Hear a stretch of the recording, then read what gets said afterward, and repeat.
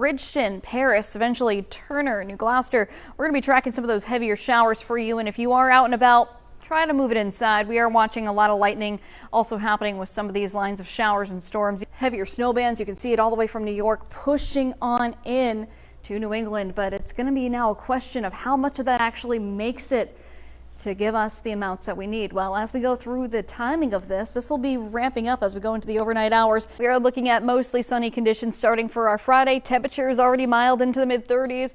Clouds return by Saturday with a few chances of an isolated stray shower and push in the 40s by Sunday. But let's get through the rest of the weekend because I know we're all not ready for the work week yet. So here we go for Sunday. We are starting off the Freiburg Fair a little bit on the cool side, waking up in the morning. Remember, if you are traveling to the fair into the morning time frame, you're probably going to be dealing with some fog before that lifts out of the region. So by the time you wake up Monday morning, we'll start to get a break between the precipitation.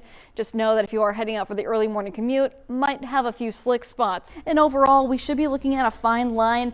Heaviest and highest amount should be closer to the coast. We're looking at warmer air coming up from the south. That'll really warm things up before the cold front moves in, giving us some showers. So taking a wider look at what it's doing to temperatures across the region, watching an upper level low that will bring in more shower and storm activity. That's where we have our best chance of seeing some gusty winds and even some small hail into our Monday. Things could change from now until then, but if this low continues to go right down south of us towards Massachusetts, we'll be in the sweet spot for the heaviest amount of snow threat. We've been dealing with a drought for quite a while, so you couple that in with that dry air mass, breezy conditions, we have some falling dry leaves and twigs, and it's going to become favorable for rapid fire spread as we go into our Sunday. Put as many walls between you and the outdoors as possible. Trying to avoid those windows, getting to the most interior part means trying to stay within the finest portion of the home. So eventually gets pushed up the mountain slope and all of that cool air cools and condenses, falls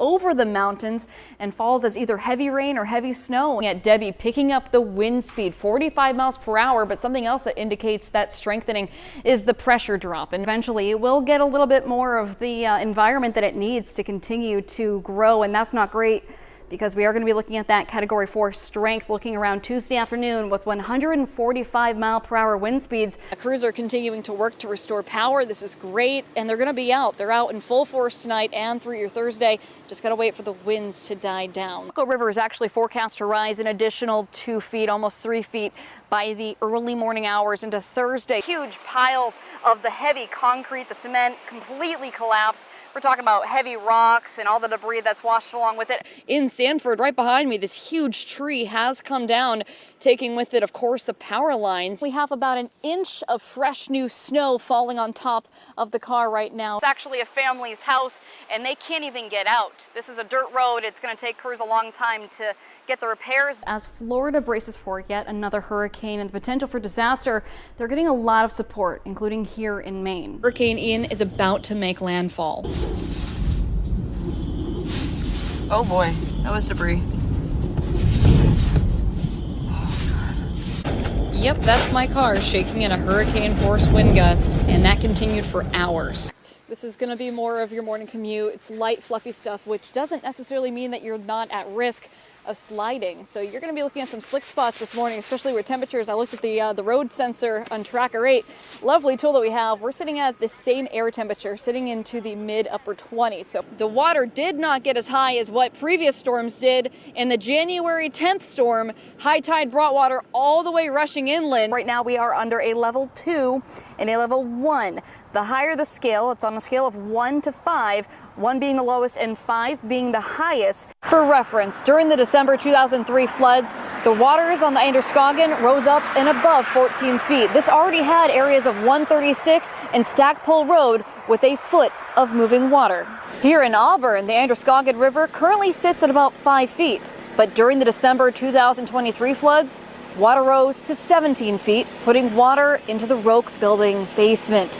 It rose even more than that during the day, and it rose up to about 22 feet just shy of the Longley Bridge. So now you'll have to take action sooner than before. So whether you're staying at home or you plan to be on the go, we talked to a travel expert to make sure that when you do hit the road, you have everything you need, not just for the drive, but also for the breakdown as well. But when it does rain, the rain does come down and it has chemicals in that rain, stormwater.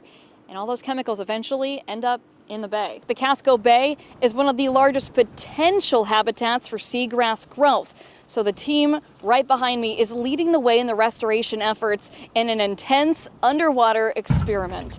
As the wind flows up to the wood, it actually acts as a sand barrier and it keeps the sand continuing to work for the dunes. And there.